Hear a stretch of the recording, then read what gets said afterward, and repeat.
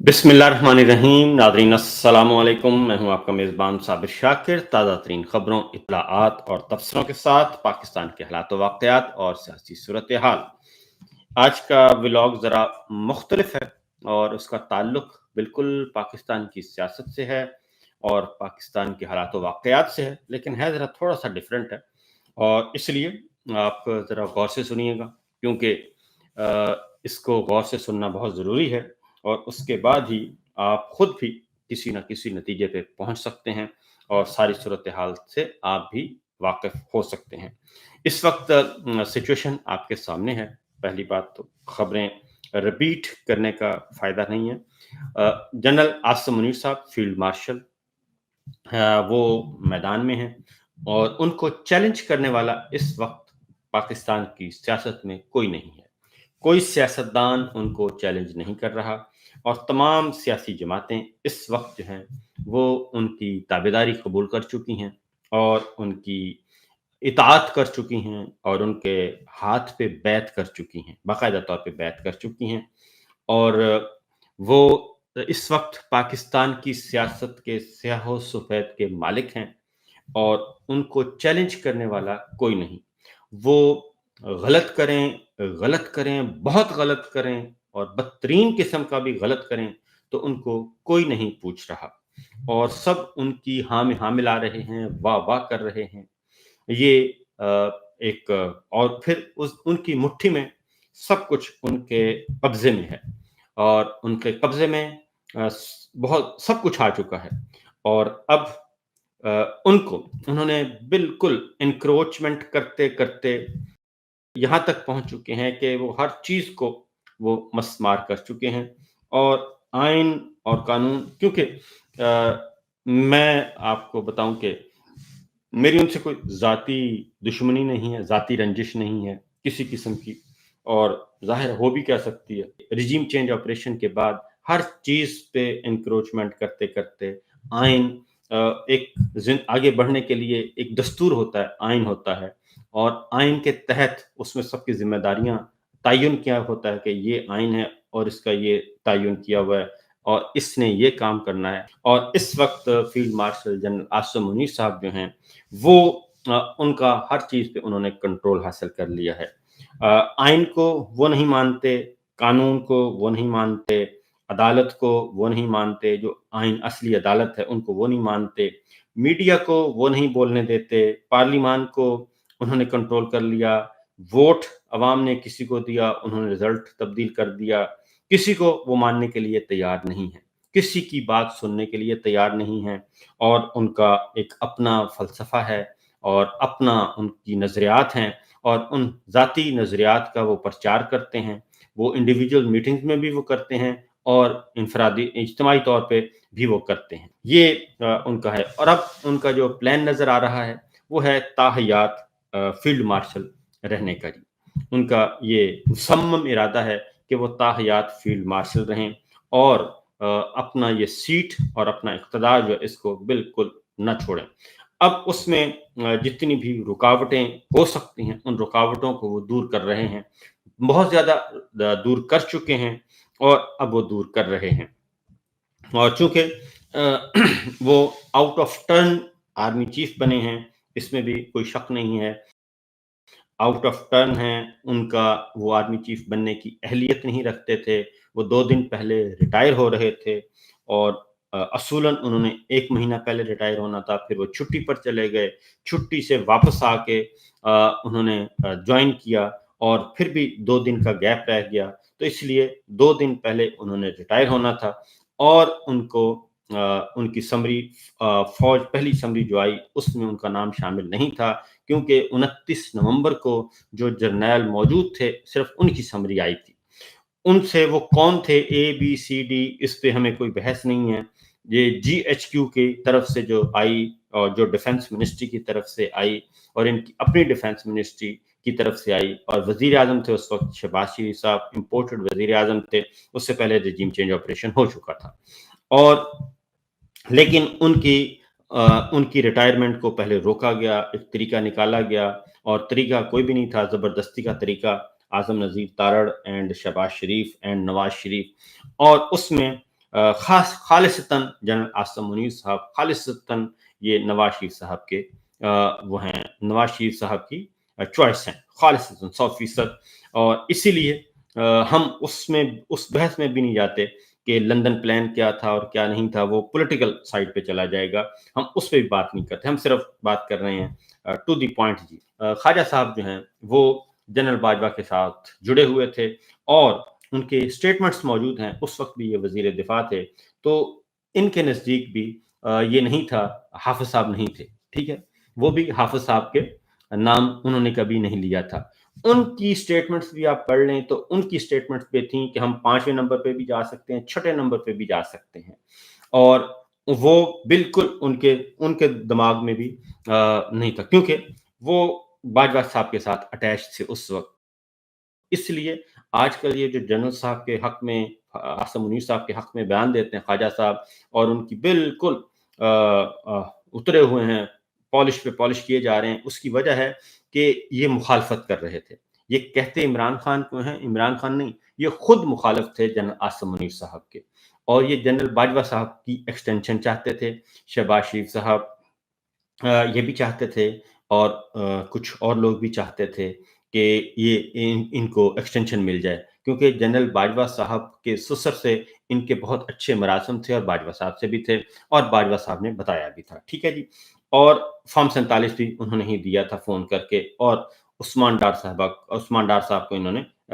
हरवा दिया था, और उनको जीते हुए हरवा दिया था। एक बात, उसके बाद जनरल फैज़ साहब क्विट कर गए, क्योंकि समरी में जिनके नाम थे वो 3 नाम थे जी, और एक था जनरल साहिर शमशाद मिर्ज़ा साहब का, एक था जनरल फैज़ हमीद का, और एक था जनरल अज़हर का। ये 3 नाम थे, और समरी में, और 3 में से एक साहिर शमशाद मिर्ज़ा साहब chairman joint chief of staff committee बन गए, क्योंकि वो बेज़रर सी कहते हैं पोस्ट होती है, इसलिए उनको बना दिया, और आसिम मुनीर साहब को आर्मी चीफ बना दिया गया। और उसके बाद जैसे ही ये हुआ जी, अनाउंसमेंट हुई, तो फैज़ हमीद साहब भी उस दिन के बाद ऑफिस नहीं गए, और जनरल अज़हर भी ऑफिस नहीं गए, ठीक है? ये 2 तो इस तरीके से उन्होंने ये कहा कि बजाय इसके कि अब हम रहें, हालाँकि वो रह सकते थे, वो अपनी सर्विस कंटिन्यू कर सकते थे, क्योंकि वो सीनियॉरिटी के एतबार से वो इनके नीचे थे। लेकिन चूँकि इन्होंने 27 को रिटायर होना था, 26 को, और 26 नवंबर 2022 को रिटायर होना था, लेकिन इसके बावजूद वो रह सकते थे, अपने 6 महीने, 8 महीने कंटिन्यू कर सकते थे, लेकिन उन्होंने कंटिन्यू नहीं किया। फिर जनरल फैज़ हमीद पे भी नज़र रखी गई, और जनरल अज़हर पे भी नज़र रखी गई, रिटायरमेंट के बावजूद। और जनरल फैज़ को तो अब उनको तो आपने देखा है कि वो गिरफ्तार किया हुआ है, फ़ौज की कस्टडी में हैं, और जनरल अज़हर महफूज़ हैं अभी तक। लेकिन उनको भी ऑफ द रिकॉर्ड बता रहा हूँ, उनको भी किया गया, टारगेट किया गया, उनको भी ज़रा धमकियाँ-शमकियाँ, और उनको भी, और फिर इस दौरान साहिर शमशाद मिर्ज़ा साहब के साथ भी बहुत कुछ हुआ। तो ख़ैर, ये सारी चीज़ें, फिर उसके बाद जिसने भी कोई इख्तिलाफ़ी आवाज़ उठाई, उसको जनरल साहब जो है वो साइडलाइन करते गए, और वो साइडलाइन भी करते गए, सैक करते गए, यहाँ तक कि 2 कोर कमांडर्स भी अब तक तकरीबन, आप उसको इस्तीफ़ा दे दें, वो इस्तीफ़ा नहीं, उसको सैक करना ही कहते हैं, कि जब आप बुलाएँ और उससे इस्तीफ़ा लिखवाएँ और कहें छुट्टी करें जी। तो वो 2 कोर कमांडर्स भी जा चुके हैं, और बाकी तो छोड़ दें इन बातों को, बाकी नीचे क्या है वो जाने उनका जाने काम जी। नवाज़ शरीफ साहब उनके साथ हैं, और शहबाज शरीफ साहब उनके साथ हैं, ज़रदारी साहब उनके साथ हैं, और गो के ज़रदारी साहब को गिले-शिकवे हैं, क्योंकि ज़रदारी साहब जो हैं वो भी गिले-शिकवे उनके अपनी जगह पे मौजूद हैं, लेकिन वो बहुत ही काया किस्म के सियासतदान हैं, और उनको भी पता है कि इस वक़्त सिक्का राइजुल वक़्त एक ही है, तो लिहाज़ा अगर हमने कोई हल्की-फुल्की भी आवाज़ की, तो ये हमें भी फिर रगड़ना शुरू कर देंगे। लिहाज़ा वो आराम से दबक के बैठे हैं, ऐवान सदर उन्होंने सँभाला हुआ है, और हौली-हौली, आहिस्ता-आहिस्ता अपनी अ, टाइम पूरा कर रहे हैं। उसमें भी उनके अपने अंदर जो इंटरनल डिस्कशंस हैं पीपल्स पार्टी की, ज़रदारी साहब की, जो इंटरनल डिस्कशंस हैं, वो होती रहती हैं, और उसमें ये सारी सूरत हाल जो है वो डिस्कस होती रहती है, जो कुछ हो रहा है। اور کیونکہ ایک اور بات بتا دوں کہ زرداری صاحب پیپلز پارٹی نہیں چاہتی تھی کہ نون لیگ برسر اقتدار آئے، اس لیے پیپلز پارٹی کی جو پہلی سینٹرل ایگزیکٹو کمیٹی کا اجلاس ہوا 8 فروری 2024 کے الیکشن کے بعد، اس میں انہوں نے یہ ڈیسائیڈ کیا تھا کہ پی ٹی آئی کو موقع دیں گے ہم، اور لیکن وہ ابھی یہ سوچ کے انہوں نے ابھی فیصلہ ہی کیا تھا، تو عمران خان صاحب کی طرف سے سٹیٹمنٹ آ گیا کہ نہ نون لیگ نہ پیپلز پارٹی، ہم دونوں کے ساتھ نہیں جا سکتے، اور ہم سائڈ پہ بیٹھے ہیں، ہم اپنا حق لیں گے۔ اس لیے پیپلز پارٹی کے پاس پیپلز پارٹی جو ہے اس کا سائڈ پہ ہو گئی، اور پیپلز پارٹی پھر شاباش، ان کے پاس کوئی آپشن نہیں بچا۔ پھر اس میں باہر سے فورن ایلیمنٹ بھی ہمارے آئے، اور بردر ہمارے آئے، اور بردرز نے آ کے ہمارے انہوں نے آ کے یہ معاملہ طے کروایا، اور یہ جو پاور شیئرنگ آپ دیکھ رہے ہیں کہ ایوان صدر زرداری صاحب کے پاس ہوگا کوئی گورنر، تو یہ ہمارے بردرز نے بھی بردر مین ہمارے بردر ملک، انہوں نے بھی کروایا، اور رات 12 بجے ان کی آپس میں صلح صفائی کروا کے پریس کانفرنس کروا کے اناؤنسمنٹ کروا دی، بستروں سے اٹھایا تھا ان کو، سوئے ہوئے کو، کیونکہ الیکشن تو ہارے ہوئے تھے، ان کو تو اندازہ ہی نہیں تھا کہ ہم کیا کریں گے، لیکن اس کے بعد پھر فیصلہ جب ہو گیا کہ فارم 47 دیا جائے گا، تو اس کے بعد یہ کر، اور یہ پہلی دفعہ ہوا ہے کہ ایک جیتا ہوا الیکشن جو ہے وہ اس کو فارم 47 کے ذریعے تبدیل کر دیا گیا، کیونکہ اس سے پہلے الیکشن ہوا تھا، اس طرح کی حرکت کبھی آج تک کسی نے نہیں کی، اتنی دیدہ دلیری آج تک کسی نے نہیں دکھائی کہ پورے کا پورا الیکشن ہی چوری کر دیا جائے، اور جعلی فارم 47 آپ فل کروائیں ریٹرننگ افسروں سے، اور ان کو کسی کو یہاں سے پکڑا، کسی کو یوں کیا، کسی کو یوں کیا، اور یہ کرتے کرتے آپ نے وہ فارم 47 لیے، اور عدلیہ کو انہوں نے پھر قاضی فائد عیسیٰ صاحب کے آنے کا انتظار کیا، اور جب تک چیف جسٹس عمرتا بندیال صاحب رہے اس وقت تک عدلیہ جو ہے وہ ان کی کم از کم بوٹ پالش کے لیے تیار نہیں تھی، اور ان کی تابع داری کرنے کے لیے تیار نہیں تھی، وہ آئین اور قانون کے مطابق چل رہی تھی، اور یہاں تک کہ ان کو وہ فیور جہاں فیور ہو سکتی تھی وہ ان کو فیور کر رہی تھی، جیسے تحریک عدم اعتماد میں قاسم خان سوری صاحب کی جو رولنگ آئی، تو اس رولنگ کو انہوں نے غیر آئینی قرار دے کے دوبارہ تحریک عدم اعتماد کا پروسیس مکمل کروا دیا۔ الیکشن اناؤنس ہو چکے تھے، لیکن انہوں نے ساری چیزیں ریورس کر دیں، اور وہاں سے وہی ایک ٹرننگ پوائنٹ تھا جہاں پہ اگر عدلیہ اس وقت کھڑی ہوتی اور ریورس نہ کرتی، اور الیکشن اناؤنس ہو چکے ہوتے، ہو گئے تھے، الیکشن اناؤنس ہو گئے تھے، اگر وہ یہ کام نہ کرتی، کیونکہ اس سائڈ پہ انہوں نے کرونچمنٹ کیا، اس سائڈ پہ وہ رہتے اپنے فیصلے پہ، تو شاید